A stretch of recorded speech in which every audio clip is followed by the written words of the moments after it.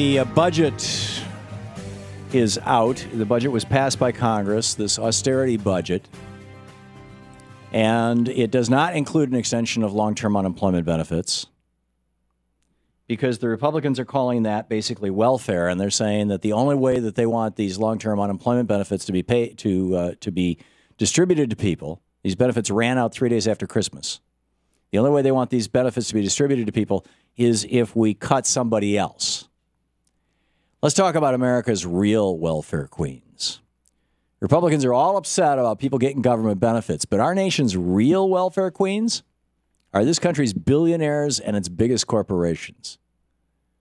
But first, let's look at who the Republicans want us to think about when they use slurs like welfare queen.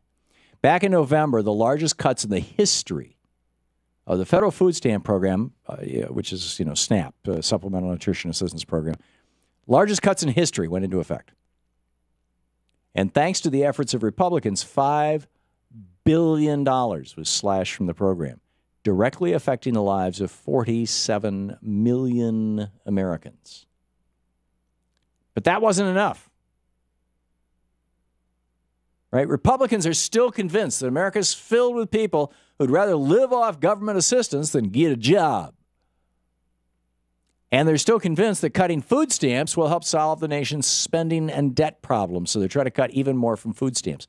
I mean, right now, Congress is working on a compromise to the Farm Bill, which, thanks to Republicans, will likely cut billions more from food stamps and leave millions of additional Americans without access to the nutrition that they need to survive or at least be healthy. But here's what Republicans aren't telling you. In 2012, last year, well, year before last now, the average American taxpayer, last year we've got numbers for, the average American taxpayer making $50,000 a year paid $36 in taxes toward the food stamp program. 10 cents a day. What the average household in America pays so that all across this country people can have access to food stamps.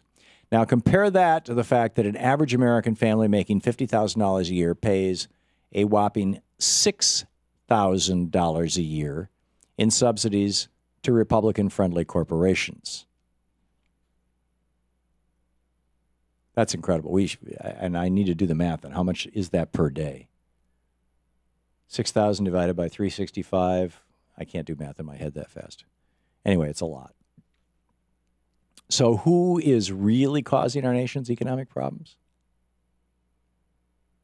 It's the welfare queens, the corporations. Bill Quigley points this out over at Common Dreams. You can read it over there today. He points out the Cato Institute, of all places, estimates the federal subsidies to corporations cost Americans nearly $100 billion a year. And on the state and local level, state and local governments, another $80 billion in subsidies. This is according to Louise Story over at the New York Times. Shell, Ford, Chrysler, the biggest companies in America, have received more than $1 billion each from state and local governments.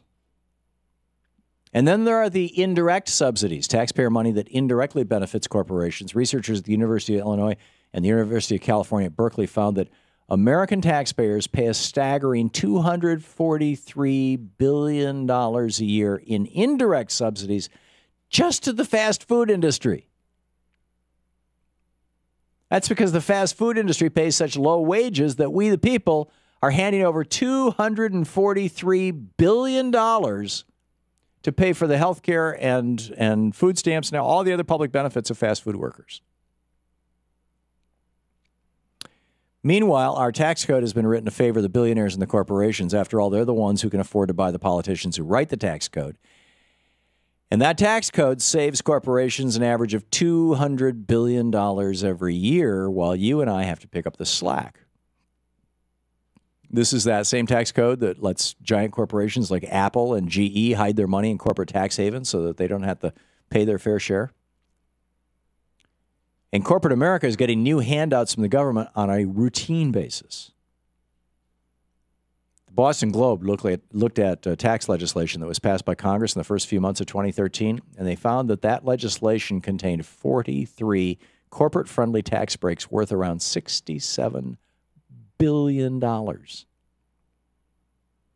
Compare all that money that corporations are getting to the $5 billion that has already been pulled out of food stamps and the $40 billion in additional money for food stamps that Republicans want to take out. They could easily pay for the entire food stamp program just by closing one or two of the smaller loopholes that pass tax expenditures or government checks along to the top 1% and the nation's biggest corporations.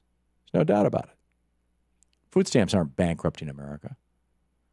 The never-ending profit pipeline between Capitol Hill and corporate America is.